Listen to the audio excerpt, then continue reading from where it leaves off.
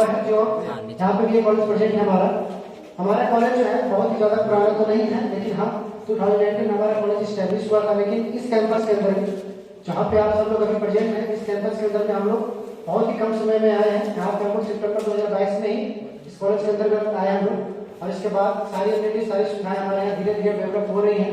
बहुत सारे लैब आपको वर्किंग मिलेंगे, बहुत सारे लैब आपको अंडर कंडीशन मिलेंगे, अंडर कंस्ट्रक्शन मिलेंगे, और बहुत सारे लैब में अभी कोई फैसिलिटीज अवेलेबल नहीं हो पाई है। तो हम लोग निरंतर प्रयास कर रहे हैं कि सारी सुविधाएं धीरे धीरे धीरे धीरे करके सब जगह सारी सुविधाएं पहुंचा दिया जाए। जिस चेयर पे आप बैठे थे नवंबर में, ये चेयर में हमारे पास नहीं था,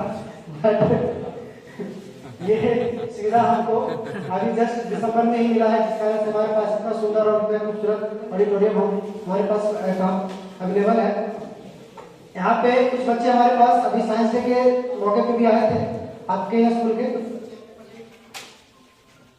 कुछ बच्चे जो यहाँ पे प्रेजेंट हैं साइंस डे के मौके पे आए थे हमारे कॉलेज में। तो उनको पता होगा कि जब वो लास्ट टाइम आए थे तो हमारे पास ये जो अभी प्रोजेक्टर लगा हुआ देख रहे हैं ये सुविधा भी नहीं था। लेकिन हाँ कोई बात नहीं, धीरे धीरे हम सब कुछ डेवलप कर रहे हैं और बहुत ही जल्द हम लोग एक अच्छे मुकाम पे पहुंच जाएंगे, हमें पूरा विश्वास है। और हमें अपने बच्चों पे भी पूरा विश्वास है, हमारे अपने जो हमारे साथ टीचर्स हैं उन सबका भी पूरा विश्वास है। लगातार मेहनत कर रहे हैं और बहुत ही जल्द हम लोग एक मुकाम पे पहुंच जाएंगे। इसके लिए सबसे पहले मैं अपनी स्लाइड के माध्यम से बताना चाहूंगा आपका। GC नवादा 2019 में स्टैब्लिश हुआ था। हमारे पास अभी तीन ब्रांचेस की पढ़ाई हमारे यहाँ पे अभी अवेलेबल है। सबसे पहला इसमें आपका है सिविल इंजीनियरिंग, जिसमें हमारे पास टोटल 120 सीट्स है। उसके बाद है मैकेनिकल इंजीनियरिंग जिसमें 60 सीट्स अवेलेबल है। उसके बाद इलेक्ट्रिकल इंजीनियरिंग जिसमें भी 60 सीट अवेलेबल है। इसमें सत्र में हम लोग 2023-24 के सत्र में हम लोग पूरी तरीके से प्रयास करते हैं कि हमारे कंप्यूटर साइंस और इलेक्ट्रॉनिक्स एंड कम्युनिकेशन ब्रांच भी बहुत जल्द से जल्द हमारे यहाँ इलेक्ट्रॉनिक्स एंड कम्युनिकेशन ब्रांच के हमारे पास फैकल्टी भी आ गए हैं। बस कंप्यूटर साइंस का आपको दे रहे हैं, कंप्यूटर साइंस की फैकल्टी हमारे पास ऑलमोस्ट जून तक आ जाएगी। तो हम लोग पूरा प्रयास कर रहे हैं कंप्यूटर साइंस और electronics and communication total 5 branches के साथ हमारा कॉलेज रन करें।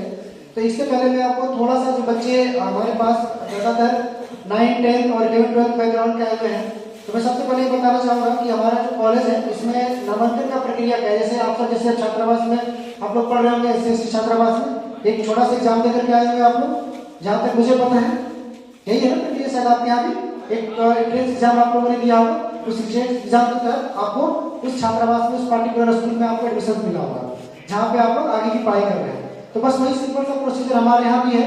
हम लोग भी डायरेक्ट नामांकन नहीं लेते हैं किसी बच्चों का, डायरेक्ट हमारे एडमिशन नहीं होता है। हमारे यहाँ एडमिशन का एक छोटा सा प्रक्रिया है, आपको JEE मेंस का फॉर्म भरना होता है। जो बच्चे JEE मेंस का फॉर्म नहीं भर पाते वो BCC बिहार का अपना कॉमन एंट्रेंस है उसके थ्रू भी आते हैं हमारे यहाँ पे बच्चे। तो सबसे मेन जो है हमारे पास जो एग्जिस्टिंग प्रक्रिया है उसके अकॉर्डिंग आपको JEE मेंस का फॉर्म भरना होता है। JEE मेंस में एक ठीक ठाक मार्क्स लाना होता है। उस मार्क्स के बाद एक काउंसलिंग प्रक्रिया के तहत गुजरते हुए जो कि बिहार का जो BCC बोर्ड है काउंसलिंग प्रक्रिया को संपन्न करवाती है। उसके बाद जो हम लोग यहाँ पे इस कॉलेज में नामांकन के लिए वो बच्चे एलिजिबल हो जाते हैं और फिर हम लोग उनका नामांकन देते हैं। बहुत खुशी की बात है कि हमारे यहाँ कुछ ब्रांचेज में सीटें बिल्कुल फुल्ली 100% ऑक्यूपाइड होता है, कुछ ब्रांचेज में 100% ऑक्यूपाइड नहीं हो पाया है, लेकिन आगे उसमें भी ऑक्यूपाइड हो जाएगा। तो अभी हमारे पास जो सिविल इंजीनियरिंग है जिसमें हमारे पास जितनी सीटें हैं उससे कहीं ज्यादा बच्चे हमारे पास आते हैं। इट मींस हमारे कहने का मतलब ये हुआ कि हमारे पास टोटल 120 सीट्स है, बट इससे ज्यादा बच्चे हमारे पास इंटेक में है। उसके बाद तो इसमें डिमांडिंग है, डिमांड हमारे पास पूरा है और हम लोग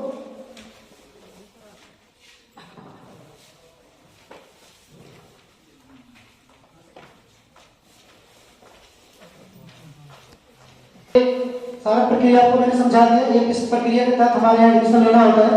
अब यहाँ पे क्वेश्चन ये राइज होता है कि हम लोग इंजीनियरिंग क्यों करें। ये आज के टाइम का सबसे बड़ा क्वेश्चन है। आप इंजीनियरिंग कॉलेज में विजिट करने के लिए आए हैं तो ये क्वेश्चन राइज होता है आपको इंजीनियरिंग कॉलेज में विजिट करने के लिए इसलिए भेजा गया है ताकि आपको इंजीनियरिंग के प्रति नॉलेज बने, आपको पता चले कि हाँ इंजीनियरिंग भी कोई चीज होती है। क्योंकि सबसे बड़ा प्रॉब्लम जो है स्कूल लेवल पे गाइडेंस का प्रॉब्लम है।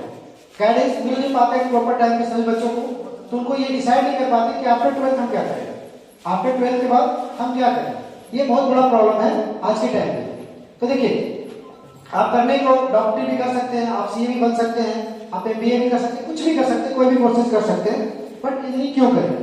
इंजीनियरिंग हम आपको इसलिए कहेंगे करने के लिए क्योंकि इंजीनियरिंग एक बहुत ही ज्यादा वर्सेटाइल कोर्स है। अगर आप इंजीनियरिंग करते हैं तो आप हर पर्सपेक्टिव से हर एक डायरेक्शन से आपका माइंड जो है वो खुल जाता है। अब जब आपका माइंड खुल जाता है तो फिर किसी भी फील्ड में जाने के लिए आप 100% तैयार होते हैं। अब आप सबको पता है, अभी कुछ दिन पहले अपना बीपीएससी का रिजल्ट आया था, पीसीएस का, उसके कुछ दिन पहले यूपीएससी का रिजल्ट आया था। आप सभी रिजल्ट उठा करके देख लें, उसमें से स्टार्टिंग के जो टॉप 100 के बच्चे होंगे, उसमें से मैं गारंटी के साथ कह सकता हूँ, और है भी, इसमें गारंटी की कोई बात ही नहीं, फैक्ट है कि उसमें से 70-80% बच्चे इंजीनियरिंग बैकग्राउंड के होते हैं। और ऐसा इसलिए नहीं क्योंकि इंजीनियरिंग एक ऐसा प्लेटफॉर्म है, इंजीनियरिंग एक ऐसा मीडियम है जो आपको मेहनत करना सिखा देती है। वो आपको रगड़ के, घिस के इतना मेहनत करना सिखा देगी, इसके बाद अगर आप किसी भी फील्ड में जाओगे तो आपको कोई दिक्कत नहीं आएगा। किसी भी फील्ड में, मैं कह रहा हूँ किसी फील्ड में, अगर आपको बॉलीवुड के सेक्टर में भी जाना है तो वहां भी इंजीनियर का ही दबदबा है। इंजीनियर स्क्रिप्ट राइटर भी है, इंजीनियर एक्टर भी है, इंजीनियर डायरेक्टर भी है। अगर आपको खेल के फील्ड में जाना है तो वहां भी इंजीनियर है। तो रीजन बस एक ही है कि कॉलेज, जो इंजीनियरिंग कॉलेज है, उसका माहौल कुछ ऐसा होता है, वो आपको हर डायरेक्शन में सोचने के लिए मजबूर करता है। वो आपको इतना मेहनत करवा देता है, इतना मेहनत करवा देता है, इसके बाद आपको कोई भी काम करने में कोई डर नहीं लगता है। किसी भी पर्सपेक्टिव के तहत आप जाते, किसी भी फील्ड में आप जाना चाहते हो, आपको कहीं भी कोई दिक्कत नहीं आता है। और आप सबको पता है कि अगर आप किसी फील्ड में आपको सक्सेस चाहिए तो आपको सबसे ज्यादा जो सबसे मेन इंग्रीडिएंट है वो क्या होता है? आपका मेहनत। अगर एक बार आपको मेहनत करने की आदत लग गई तो फिर आप किसी भी फील्ड में अच्छा कर सकते हो। फिर मैं बैक टू आता हूँ अपने स्लाइड पे। हमारा इसके पहले जो हमारा कॉलेज था वो एनसी चंडी में चल रहा था, 2019 में एस्टैब्लिश हुआ था, तो हमारे पास अपनी बिल्डिंग नहीं थी। इसके बाद जब हमारा बिल्डिंग बन गया 2022 में, हम लोग अपने कैंपस के अंदर में शिफ्ट करेंगे। इसके बाद अगर मैं बताऊं, अपना टोटल जो कैंपस है 7.5 एकड़ में फैला हुआ है। और कुछ बच्चे जो गर्ल्स हो गए तो उनको अच्छे से पता होगा, इनको जब अपने हॉस्टल के छत से देखते होंगे, हमारा पूरा कैंपस आसानी से दिख जाता होगा। तो मुझे ज्यादा बताने की जरूरत नहीं है, आप ऑलरेडी सारा कैंपस हमारा देख रहे हैं एरियल व्यू में। अभी तक आपने जो देखा वो एरियल व्यू है।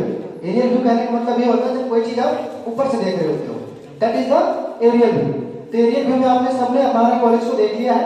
अब हम सब आपको एक लैंडस्केप व्यू दिखाएंगे, यहाँ पे लाएंगे और सारे एक एक कैंपस को, आपको एक एक कमरे को, एक एक हॉस्टल, सब कुछ आपको डिटेल में यहाँ पे दिखाया जाएगा। तो टोटल कैंपस हमारा 7.5 एकड़ का है। इसमें सबसे पहला बिल्डिंग जो हमारा है एडमिनिस्ट्रेटिव ब्लॉक है, जिसको आप जैसे इंटर किए होंगे, अभी आपको सब घुमाया भी जाएगा।